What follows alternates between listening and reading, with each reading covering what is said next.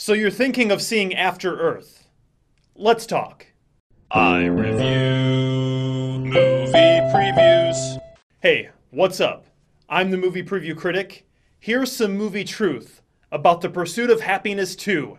Space Journey. So it's like Taken fights nature, Cold War allegory, kids are evil, what's for dinner, product placement the movie, pretty sure this was the main inspiration, James Cameron's leftover creature ideas, and theme park ride. But is it taking those inspirations and doing something new and different? We begin with slow dramatic music and heavy breathing, creating tension and mystery. This footage is actually taken from a home security camera capturing the moment they found out M. Night would be directing the movie. The character names are Rage, as in anger, inner turmoil. Names as representations of the character. Estranged father and son. They're hanging out, taking the family spaceship for a cruise, when a meteor knocks them out of orbit and sends them crashing down on a nearby planet. This happens within the first 15 minutes, and will be all of the science fiction genre set pieces we will experience until Act 3. 70 minutes from this moment. Bad Boys 2 starts Sixth Sensing. Crash landed.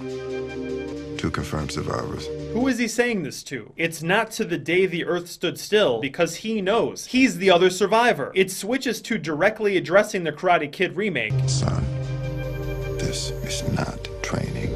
And reveals the objective and theme of the movie. Danger is very real, but fear is a choice. The threats we will be facing are real. Everything on this planet has evolved to kill humans.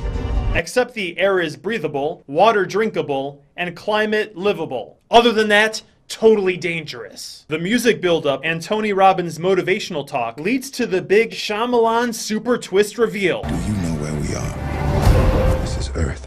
It's dialogue porn, done with the knowledge that there's a viewer, not being concerned with the integrity of the dramatic moment. Which would mean holding the shot on, I don't have any more movie references to call him, for his emotional reaction. It's Earth. So what? That's like going to Lithuania and saying, son, do you know where we are? The former Soviet Union. Holy shit.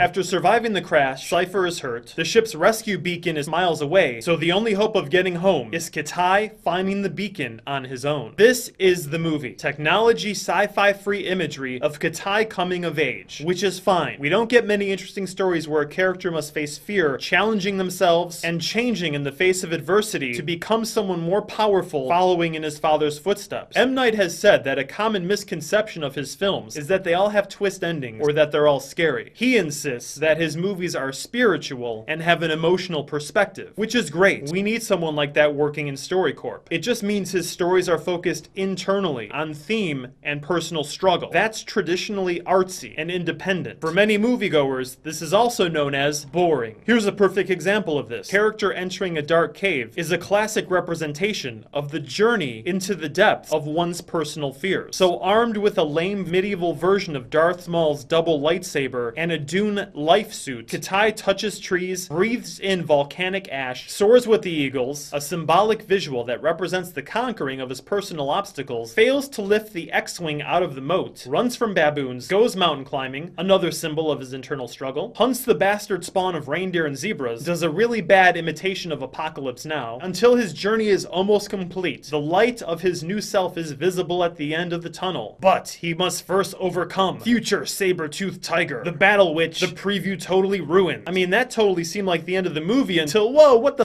aliens are here. The sci-fi genre returns in Act 3, and it all makes sense in a convoluted, it's all being done so Kitai can go on a character journey kind of way. This alien arachnid-looking beast is the Ursa. It was captured and contained on board the ship with them, but escaped after the crash. Why did they have it? Because these guys are the Skrell, an alien race at war with humans. They created the Ursa as a weapon to be used against us. Because 1,000 years ago, the happening occurred on Earth. Humans had to evacuate and traveled for 100 years at speeds faster than light until they found Nova Prime and built a civilization from the ground up. In the year 243 AE, the Skrull showed up, declared Nova Prime their holy land, and fought to eradicate the humans. The battle waged on and off for hundreds of years until the year 576 when the Skrull created the Ursa. Designed to kill humans, it hunts us by preying on the pheromones we secrete when we're scared. And that's the convoluted part. Why would a sophisticated, advanced alien race create a weapon with a weakness that the humans could exploit and control? Because for exactly that reason, it allows a fearful character to overcome their personal weakness and have a visually symbolic opponent that they can defeat. So that means if humans stop being afraid, this ultimate weapon doesn't work. That was in 576 AE. This story, according to the Columbia Pictures authorized plot summary, takes place in the year 1000 AE. So that means for the last 424 years, the Skrull haven't come up with a newer weapon. So that means Smith Family Robinson had this creature and were bringing it to Nova Prime to study or bring to some kind of historical museum. So this also means that 1,000 years ago, it took 100 years at faster than light speed to reach Nova Prime. But now apparently they can make this trip in a few days or hours. And even though that technology is advanced, they're still using swords. There's tradition, there's impracticality, and there's flawed story logic. It looks like the Skrull attack while Kitai is on his walkabout. Why would this happen? Because even though they have spaceship designs borrowed from Skyline, lasers, computers, they're set about the Ursa being the successful killing machine. Fortunately, one man stands in their way. Wild, Wild West. Because he's the rare human capable of controlling his fear totally, making himself invisible to the Ursa. Because of his heroic status and intergalactic fame, the Skrull want to kill the Ghost of Bel Air, which would allow them to unleash the Ursa, because apparently they only have one and weren't able to make like 10,000 of them and just let him go crazy on Nova Prime. Let's not focus on logic. This is an emotional M. Night Shyamalan journey. Kitai also discovers a colony of surviving humans. He and his dad, now healed, join up to fight the Skrull, and during this, maybe Cypher dies. But he's lived long enough to see Kitai become a better man than he ever was. Someone with all his strengths and none of his weaknesses. He'll be the new military hero and leader of Nova Prime. The one who discovered that the Earth has actually healed itself. After 1,000 years, it is habitable. It's time for humans to come back home and to start throwing plastic bottles into the ocean again. They can leave Nova Prime, end the war, and make peace with the Skrull. And that's the movie.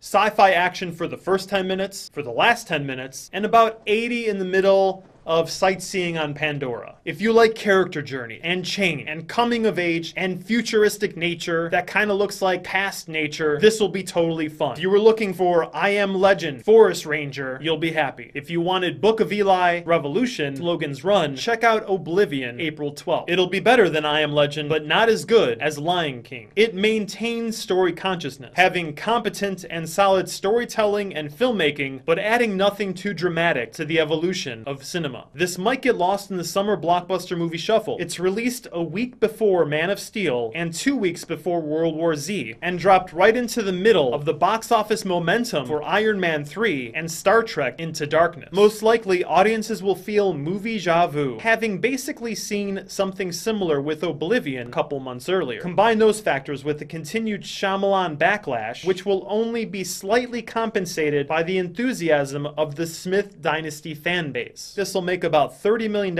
opening weekend, with a US total of 80. Worldwide take will pad the number so this doesn't look like a total flop, ending up somewhere around 250 million. Now that you're informed about After Earth, make your choice. But first, tell me in the comments section if you're gonna see it or not, and explain why. Remember that StoryCorp gives us more of what we pay for, so let's choose our movies wisely. And until next time, long live good movies.